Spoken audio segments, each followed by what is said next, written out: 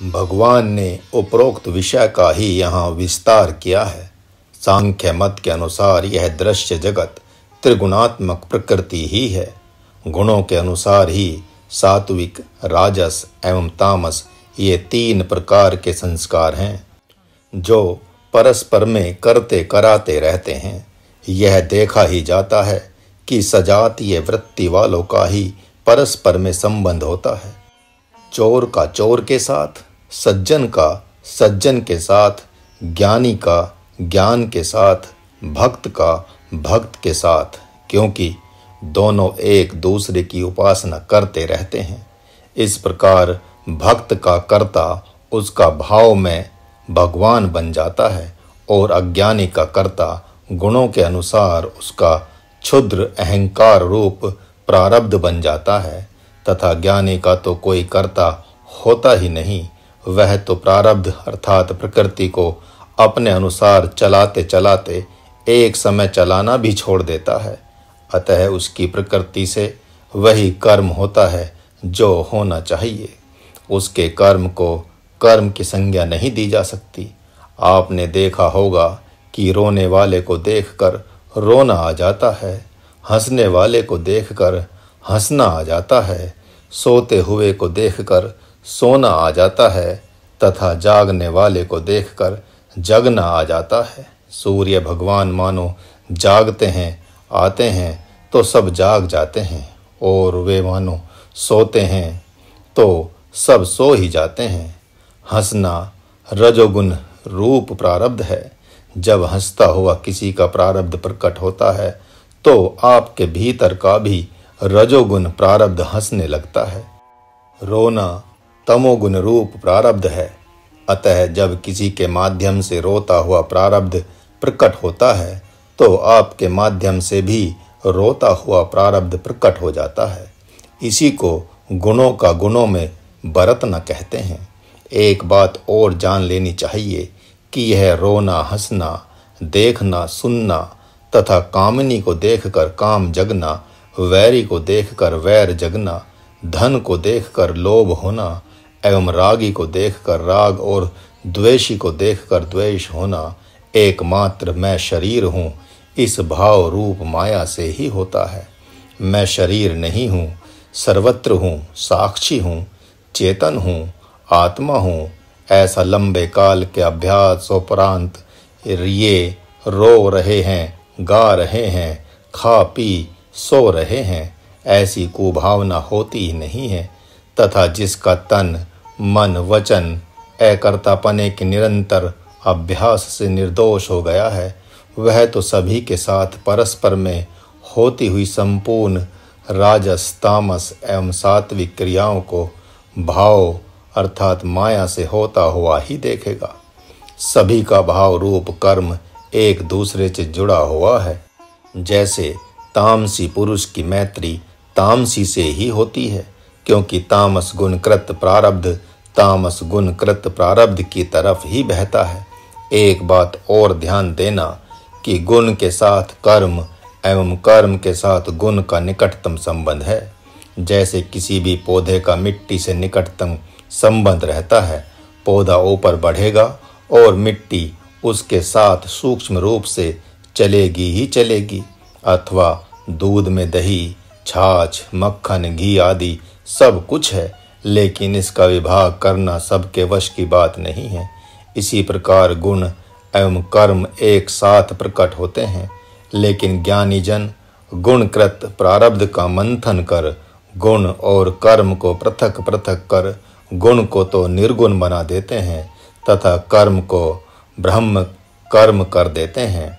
जैसे निर्गुण ब्रह्म सतोगुण से ढका हुआ है तो निर्गुण को गुण मान लें और सतोगुण को कर्म, उसी प्रकार सतोगुण वैष्णवी शक्ति को गुण मान लें तो रजोगुण को कर्म, रजोगुण को गुण मान लें तो तमोगुण को कर्म, तमोगुण को गुण मान लें तो शब्द को कर्म, शब्द को गुण मान लें तो आकाश को कर्म और आकाश को गुण मान लें तो वायु को कर्म और वायु को गुण मान लें तो अग्नि को कर्म, अग्नि को गुण मान लें तो जल को कर्म, जल को गुण मान लें तो पृथ्वी को कर्म, पृथ्वी को गुण मान लें तो वनौषधियों पेड़ पौधों को कर्म। इसी प्रकार इस जगत रूप माया को गुण मान लें तो पशु पक्षी मनुष्य एवं देवता आदि को कर्म। इनमें भी मनुष्य को गुण मान लें तो उसके द्वारा प्रकट होने वाली संपूर्ण क्रियाओं को कर्म। इस प्रकार गुण को गुण रूप और कर्म को कर्म रूप देखते हुए तत्वदर्शी अपने गुण एवं कर्म से मिश्रित शरीर से भी सदा सर्वदा के लिए अनासक्त हो जाते हैं।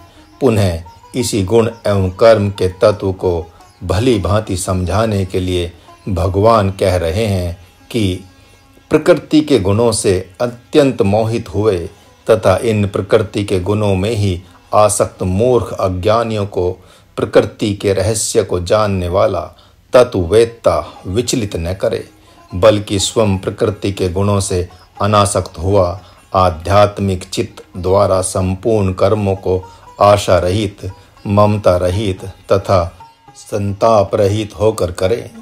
इन मंत्रों के द्वारा भगवान ने गुण और कर्म के विभाग को अच्छी प्रकार जानने वाले तत्ववेत्ताओं से स्पष्ट कह दिया है कि वे अज्ञानियों के उद्धार के चक्कर में न पड़े, बल्कि स्वयं अपने गुणकृत कर्मों अर्थात प्रारब्धों को, अपने इष्ट को, अपने भगवान को समर्पित करते हुए ममता, आसक्ति एवं शोक संताप रहित हो नियत कर्म करते रहें। वे एकमात्र प्रारब्ध के स्वरूप को जानकर पूरा जान लिया मैंने, ऐसा न सोचे। आध्यात्मिक यात्रा बड़ी लंबी है।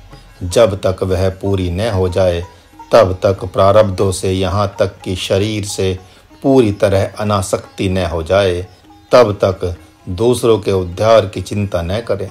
जन्म के पहले वाले लोक से लोगों को छोड़कर अकेले आएं और यहाँ से भी यदि आत्मस्वरूप में पूर्णतया प्रतिष्ठा नहीं हुई तो अकेले ही अपनी भौतिक यात्रा के लिए निकल पड़ेंगे। साथ में एकमात्र स्वजनों का रोना धोना ले जाएंगे। जो इस समय आपके बड़े शुभ चिंतक बन रहे हैं वे मृत्यु के समय मुंह लटकाए रह जाएंगे। थोड़े आपके गुणों का बखान कर लेंगे तथा वैरी कह लेंगे कि बड़ा अपने को बुद्धिमान समझता था, चली गई बुद्धिमानी इसकी। वे आपस में कहेंगे, जाओ पापी मरो, नरक कुंड में ही जाओगे। मयि सर्वाणी कर्माणि का तात्पर्य अपने सद्गुरु से पूछ पूछ कर कर्मों को अपने स्वरूप में रहकर करते रहना है। यही आध्यात्मिक चित्त से कर्मों का करना कहा जाता है। मैं शुद्ध साक्षी चेतन आत्मा हूँ, यही आध्यात्मिक चित्त है। यदि आप अपने स्वरूप में स्थित होकर सद्गुरु की आज्ञा अनुसार कर्म करते रहे तो न ममता होगी, न आसक्ति और न ही शोक संताप होगा। मानो प्रभु ने मयि सर्वाणी कर्माणि चेतसा मंत्र में ऊपर के आधे मंत्र से कर्म करने की आज्ञा दी है और नीचे की आधी पंक्ति से उस कर्म का फल कह दिया है। वैसे तो गीता जी के प्रत्येक मंत्र में कई प्रश्न हैं तथा उन्हीं मंत्रों में उन प्रश्नों के उत्तर हैं, लेकिन आप श्रद्धा से पाठ कर रहे हैं तो इन मंत्रों के अर्थ लिखे नहीं जा सकते हैं बल्कि देखे जा सकते हैं। जब आप नित्य श्रद्धा से पाठ करते हैं तो ये मंत्र मूर्तिमान होकर स्वयं अपना भाष्य करने लगते हैं। मानो भगवान कह रहे हैं कि डूबते हुए को अच्छा तैराक ही बचा सकता है। यदि तैरने की कला संपूर्णता से नहीं आती तो डूबने वाला अपने हाथों से पकड़कर आपको भी डुबो देगा। मृत्यु के समय किसी में भी बहुत बल आ जाता है। जहाँ जल चक्राकार घूमता रहता है, जिसमें नवसुखिए तैराक फंसकर डूब जाते हैं, उसको जल का भंवर कहा जाता है। जिसमें से कुशल तैराक तैरकर निकलने की कला को सीख लेते हैं। महाराज से एक संत ने पूछा था कि आप भंवर में फंसे हुए को कैसे निकालेंगे? तो महाराज ने कहा था, डुबकी लगाकर भंवर के नीचे से उसका पांव खींचकर उसे सम शांत जल में ले आएंगे, या देखेंगे कि भंवर सामान्य है या विशेष, उसके अनुसार कला का प्रयोग करेंगे। उसी प्रकार यह भवसागर है, इसमें चाहे जिस विषम परिस्थिति में भी सम शांत बना रहने वाला संत ही इससे निकल सकता है। प्रभु श्री राम से भरत ने पूछा, राजनीति का एक अंग भी मैं नहीं जानता, फिर राज्य कैसे चलाऊंगा? प्रभु ने कहा, जो पूरे ब्रह्मांड का राज चला रहे हैं वे गुरुदेव ब्रह्म ऋषि वशिष्ठ अयोध्या के बाहर झोंपड़ी में ही रहेंगे और राज्य भी चलाएंगे। तुम तो एकमात्र निमित्त हो, उनसे पूछ पूछ कर काम करते रहना। प्रजा की विषम से विषम परिस्थिति का भी ये समाधान करने की सामर्थ्य रखते हैं, फिर तुम चिंता क्यों करते हो? निराशीर निर्ममो भूत्वा युद्धस्व विगत ज्वरः। एक संकेत प्रभु यह भी कर रहे हैं कि सद्गुरु की आज्ञा तभी पालन कर सकते हैं जब आपकी ममता जगत में किसी से भी नहीं होगी, बल्कि सद्गुरु के वचनों में अर्थात उसकी आज्ञा में होगी। दूसरी बात कि जब सद्गुरु से किसी प्रकार का भौतिक कामना नहीं होगी, तथा तीसरी बात कि सद्गुरु के अनुसार चलने में भी प्रारंभ में भौतिक हानि हो सकती है, लेकिन तो भी आपको शोक संताप नहीं करना होगा।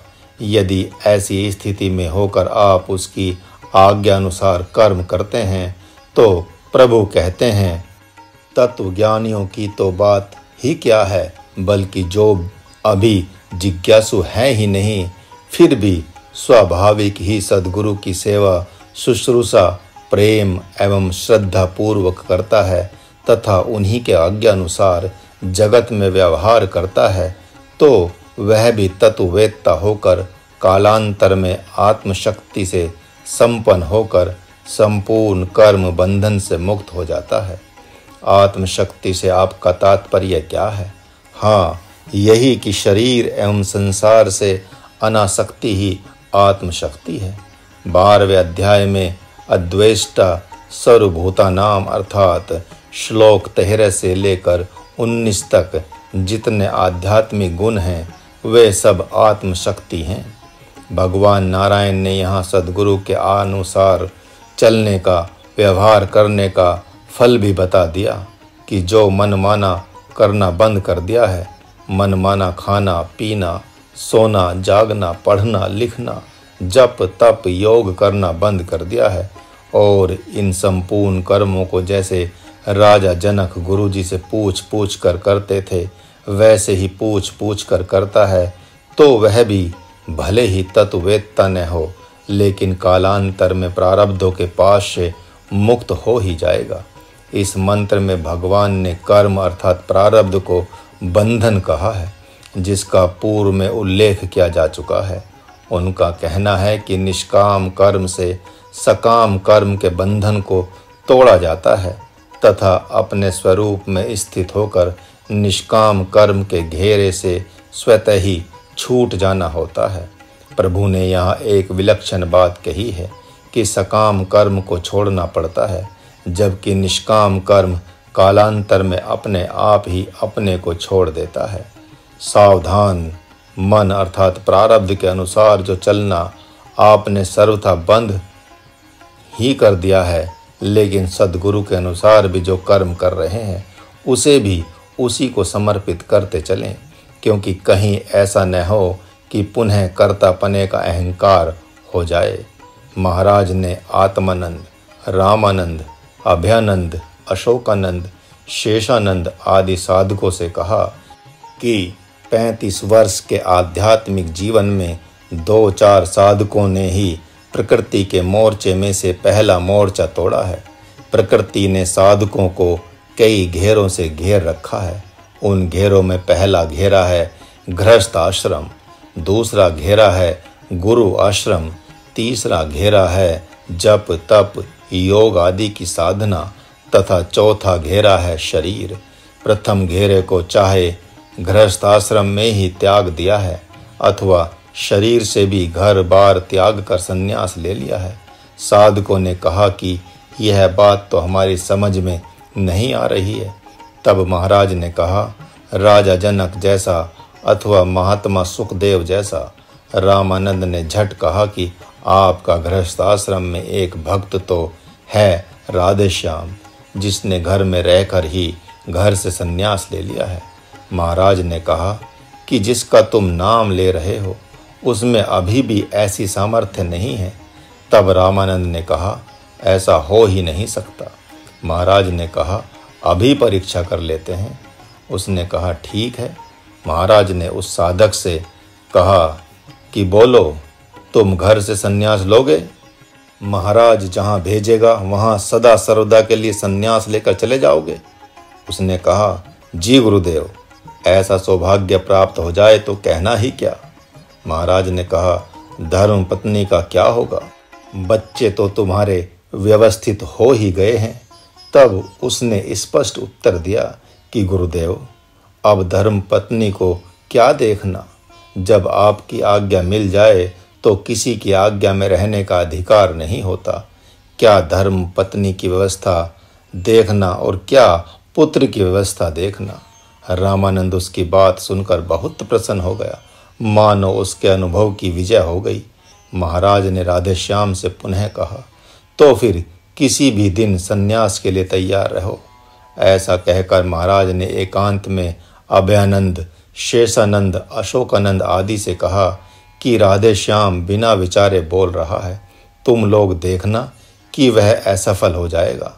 संध्या होते होते राधेश्याम ने अपना अस्त्र शस्त्र डाल दिया और कहा कि गुरुदेव, मैं असफल हो गया।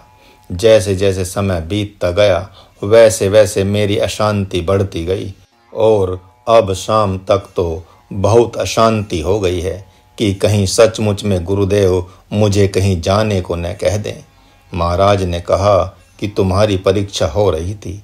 राजा जनक अपने गुरुदेव अष्टावक्र के कहने से ही गृहस्थ आश्रम में रह रहे थे, अन्यथा वे तो बहुत पहले ही संपूर्ण राज्य गुरुदेव के चरणों में समर्पित कर संन्यास ले रहे थे।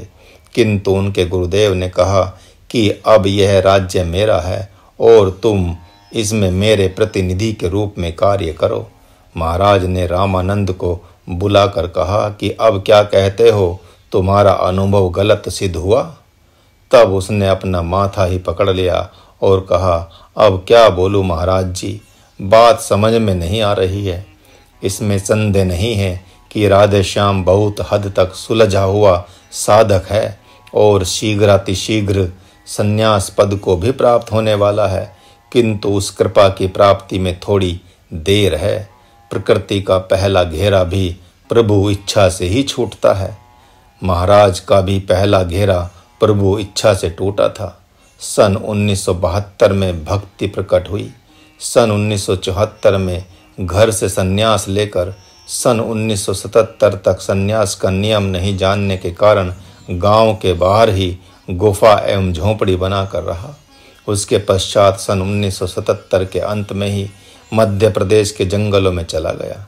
वहां पर सन 1977 से लेकर सन 1984 तक यदा कदा गहरे मोह के साथ माँ की याद आती रही। 7 वर्षों का समय एक लंबा काल है। यद्यपि मोह के आवेग में भी महाराज वहां नहीं गया, लेकिन इन 7 वर्षों में महाराज को अपने संन्यास से संतुष्टि नहीं थी, जबकि गीता जी में इसे संन्यास ही कहा गया है। गीता जी के अध्याय 2 के अनुसार संन्यास लेने के उपरांत भी साधक के मन, बुद्धि, चित्त में घर बार, भाई बांधव के प्रति मोह निष्क्रियावस्था में रहता है अथवा अर्धसुप्तावस्था में रहता है, जो ज्ञानोपरांत सदा सर्वदा के लिए नष्ट हो जाता है। किसी का यह पहला घेरा घर में ही टूट जाता है और किसी का संन्यास लेने के उपरांत टूटता है। यदि इसमें भी अहंकार हो जाए तथा भगवान की कृपा की अनुभूति न हो तो वह घेरा टूटा हुआ नहीं माना जाएगा। मयि सर्वाणि कर्माणि, अतः भगवान से हर रोज सोते समय कहें कि हे प्रभु, आज दिन भर में जो मेरे मन, वचन, कर्म तथा इंद्रियों आदि से शुभ एवं अशुभ कर्म हुए हैं, उन्हें मैं आपको समर्पित करता हूँ। पहले समर्पण का नकल ही करना पड़ेगा और कालांतर में वही समर्पण असल में होने लगेगा। भगवान नारायण ने अर्जुन से कहा था कि हृदय में मुझे बैठा लो और शरीर से मेरे लिए युद्ध करो। आखिर क्यों? वह इसलिए कि आप सब जानते ही हैं कि एक बार महाभारत युद्ध के मध्य महावीर कर्ण के घमासान युद्ध को देखकर अर्जुन के मन में भगवान के प्रति संदेह हो गया था। अर्जुन को लगा कि आज तो ये मेरे ऊपर भारी पड़ रहा है। इतना संदेह होना था कि भगवान उनके हृदय से निकल गए। परिणाम स्वरूप कर्ण ने उनके हाथों को ध्वजा में बांध दिया। वध करने जा ही रहा था तो देखा कि सूर्यास्त हो गया है। तब उसने अर्जुन को यह कहते हुए छोड़ दिया कि जाओ युद्ध की कला सीख कर आओ। यदि भगवान हृदय में भी उस समय बैठे रहते तो निश्चित रूप से उस दिन भी उसकी पराजय नहीं होती। अतः शोक संताप का त्याग करके आप गुरु का आज्ञा पालन करें। उसमें त्रुटि होगी, भूल होगी, तो भी इन सारे दोषों के होते हुए भी ईश्वर आपका समर्पण स्वीकार करेगा। जैसे अर्जुन के दोष युक्त होते हुए भी भगवान ने उनकी रक्षा की। उपरोक्त दोनों ही दृष्टांतों से यह स्पष्ट है कि जब तक आप नित्य समर्पण नहीं करते तो आपका भ्रम आपको कभी भी धोखा दे सकता है। भगवान ने गीता अध्याय 3 में श्रुति फल 3-4 बार बताए हैं, अतः पुनः सावधान कर रहे हैं।